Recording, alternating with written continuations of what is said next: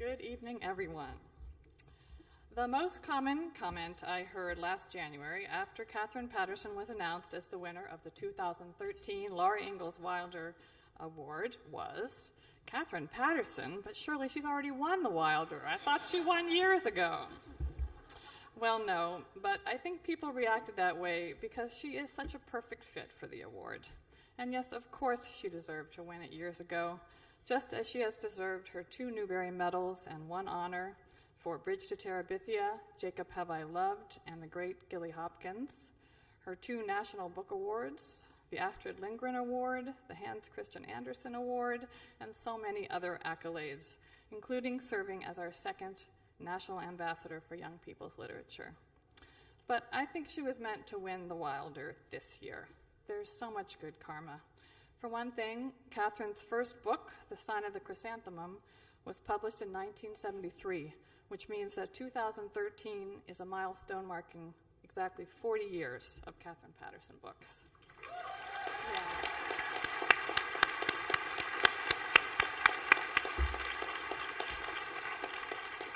And I also think that fate waited for our particular committee to come along. The 2013 Laura Ingalls Wilder Committee experienced perhaps more adversity than is typical. Individual members faced significant health issues and other difficult challenges over our 2-year tenure, and yet the committee's commitment to our task and to one another never faltered, even at the final meeting when one of our members could not be present. We were a bonded, supportive, cohesive group of 5, even when we were only 4 in the room. And together we found a way to complete our mission.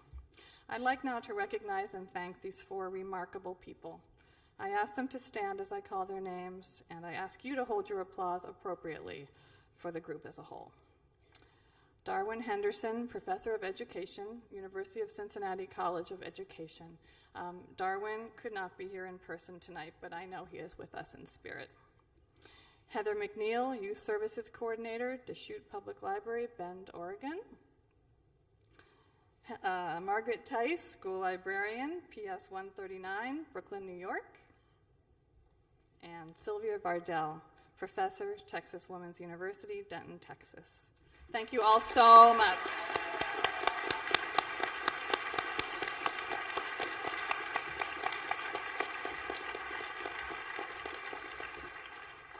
Those of you who know and love Katherine Paterson's work might recognize some parallels between our committee's experience and her books. In her books, characters experience adversity, face challenges and sometimes tragedy, and confront imperfection in the world and in themselves. Katherine Paterson provides no easy answers, no pat happy endings. What she does instead is to give her characters a way through, a way forward. She sends her characters out into the world with resilience, self-knowledge, compassion for others, and yes, hope. And if there was some kind of karmic relationship between Katherine Paterson and our committee, even more significant is the one we felt between her work and the state of the world today. Today's children live in a complex, flawed, and sometimes bewildering universe, but the messages they hear are often simplistic, reflecting a cardboard, good guy, bad guy kind of mentality. Katherine Paterson doesn't do simplistic. She does human. It's been said many times before, but it's absolutely true that her books open readers' hearts and minds. And once hearts and minds are open, they tend to stay open. And so we need her books now more than ever. It is my enormous privilege to present the Laura Ingalls Wilder Medal to Katherine Paterson.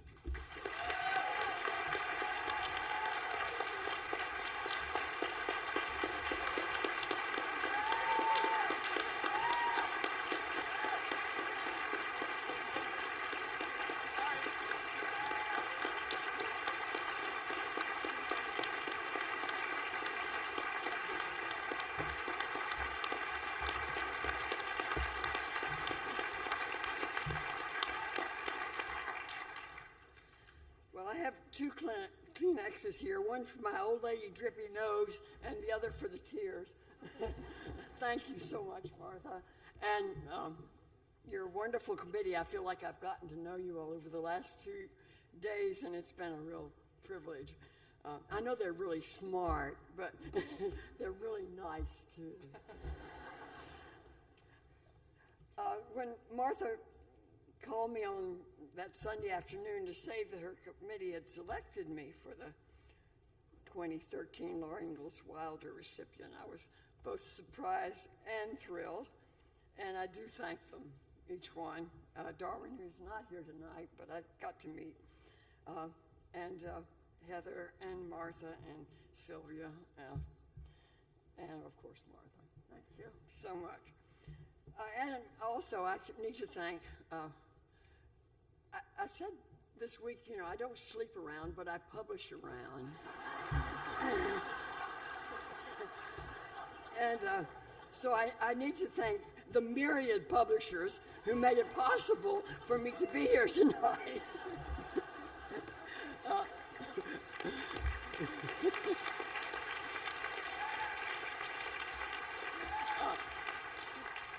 Candlewick is sitting right in front of me, and they did a lot of the getting together all these various publishers. Houghton Mifflin, Clarion, of course, HarperCollins, and Chronicle, and thank you all very much.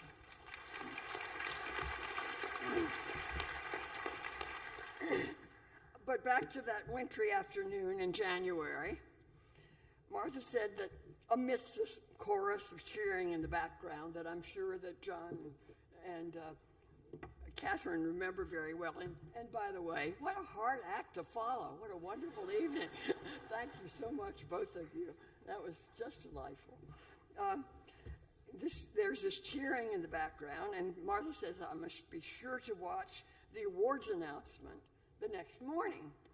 And of course, I was going to watch the awards announcement the next morning, but unfortunately, when I got up Monday morning, the house was freezing cold, and I soon realized that the furnace, despite the fact that we'd just had the oil tank refilled, had gone on the blink. I called the company, and they said that there were lots of homes in central Vermont out of heat, and they would try to get to us before nightfall. So my husband and I were huddled in the one room with an electric heater, and I brought my laptop from downstairs to my study so we could watch together because John can't do the stairs anymore. But somehow that far away through all those Vermont farmhouse brick walls, the Wi-Fi refused to work. So when the hour approached, I left John downstairs with our part-time helper and went upstairs to the chill to watch alone. Although hearing myself announced as the Laura Ingalls Wilder recipient warmed, as my mother would say, the cockles of my heart, the rest of my body was pretty cold. So as soon as the broadcast ended, I rushed back to the one warmish room.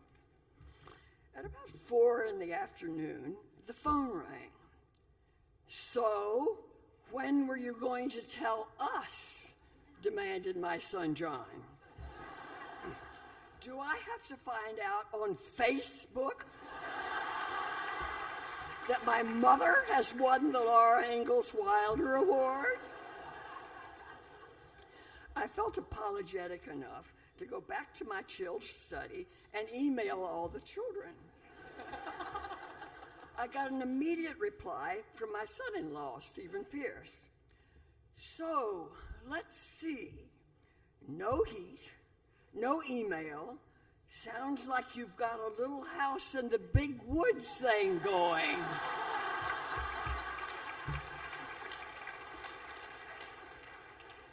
By suppertime, the furnace was humming again, but then without any warning, all the lights went out. It was several hours before electricity was restored, and I guess I should point out that because we live in Vermont and our alarm system goes off when the electricity goes off so the old people won't freeze to death, you have to go in the pitch black dark and punch in all of these weird little messages to the machine to tell it to turn off this alarm, which is screaming in your ears, and the poor dog has gone crazy.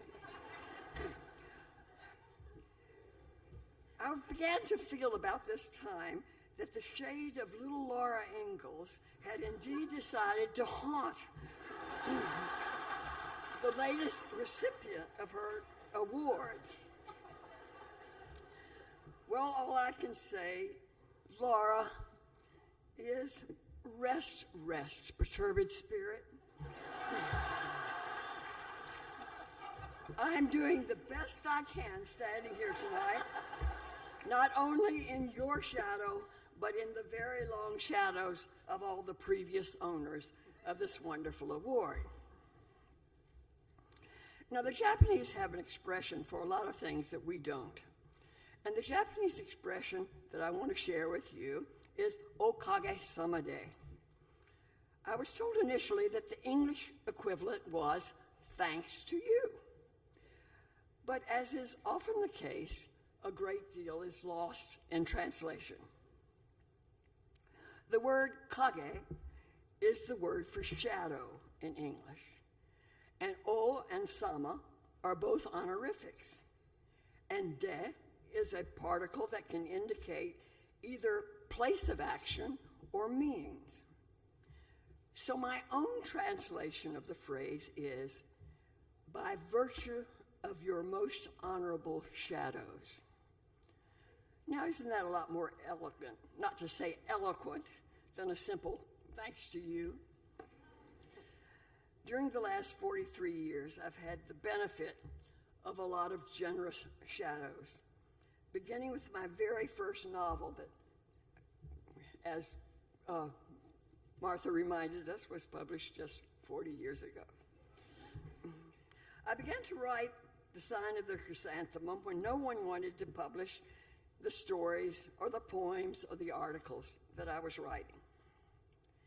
It occurred to me that if I could write a story or an article in about a week, I could write a chapter in a week. And at the end of a year or so, I would have a book. I would have accomplished something even if no one wanted to publish it. And indeed, for a long time, no one did. I suppose I should have recognized that a story for young people set in 12th century Japan would be a hard sell. But I was a bit homesick for Japan and the days when I was a competent single woman and not the harassed mother of 4 tiny children. As I wrote the book in slivers of time allotted to me, I could, for a few minutes, leave dishes and diapers behind and enter the exotic world of Heian, Japan. After the 7th or 8th rejection, a miracle happened. A young Sandra Jordan, yes, that's Sandra Jordan, found my book in the slush pile of unsolicited manuscripts, liked it, and took it to her boss to read. Her boss, Anne Beneduce, had just returned from a visit to Japan. I'm sure Anne had no illusions that this book would be a bestseller, but she felt American children should have a chance to read about feudal Japan, and she thought the author of the book should have a chance to write other books. Anne turned my manuscript over to an editor just coming off maternity leave. And since that day in 1970, that young editor, Virginia Buckley, and I have worked together on 16 novels.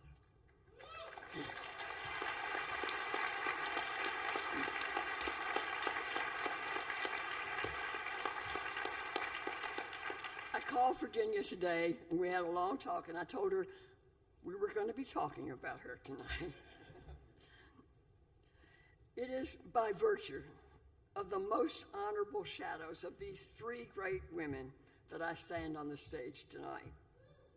Truly, Sandra and Virginia, okage-sama de. Now, my guess is that most of you in this ballroom tonight have never read The Sign of the Chrysanthemum. Looking at it over the span of 40 years, it's not hard to see why the book had trouble finding a publisher. This was well before the flourishing of young adult literature as we know it today. Not only were the time and setting exotic, my story told of a thieving bastard looking for the father he never knew. The closest thing to a heroine in the book ends up in a brothel, and my teenage hero is powerless to save her. A bit of trivia that I enjoy sharing with folks who want to know the difference between books for adults and books for the young is that in 1973, when my book was published, the adult bestseller of the day, with already 38 weeks on the New York Times bestseller list, was breaking all sales records since Gone with the Wind, was a tale of an overachieving seagull.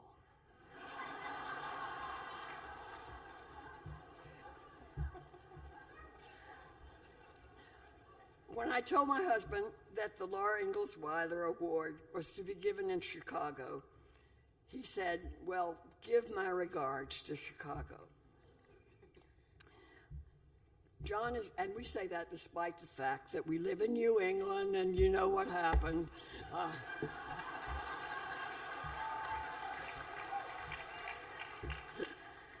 John is no longer able to travel with me, but our whole family remembers our first trip to ALA in Chicago when Bridge to Terabithia was the Newbery recipient.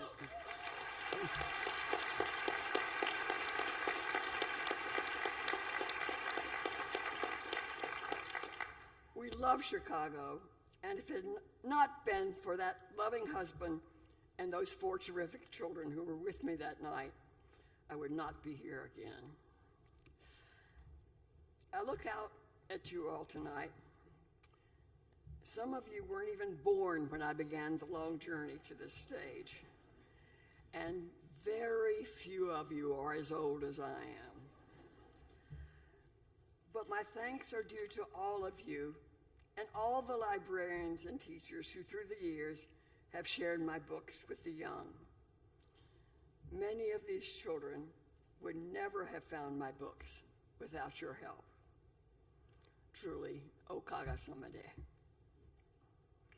So tonight, while you celebrate those of us who are honored as the Newbery-Caldecott and Wilder honorees, we're also celebrating all of you who make our lives as writers and illustrators possible.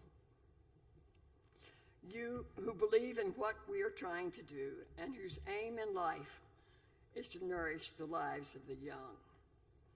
As Katherine said more eloquently than I'm going to, you know the children and youth in your care, and you know books, and so you are able time after time to put the right book into the hands of the right child.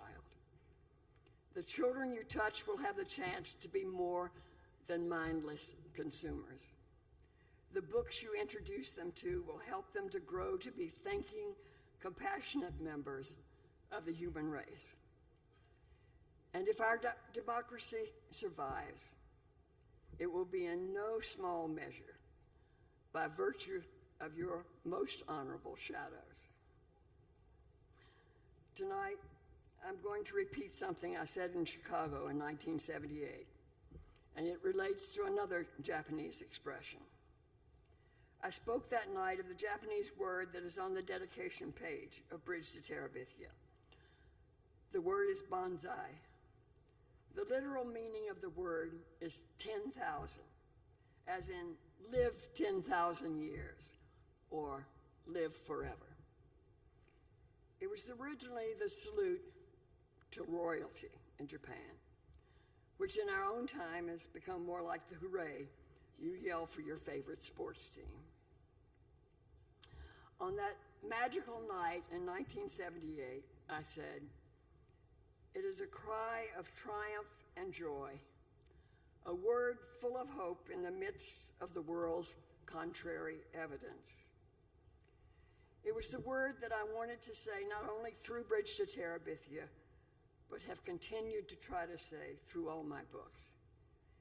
And it is again my salute to each one of you tonight whose lives are bridges for the young. Hooray. And may your courage, your tenacity, and your caring live 10,000 years. Bonsai.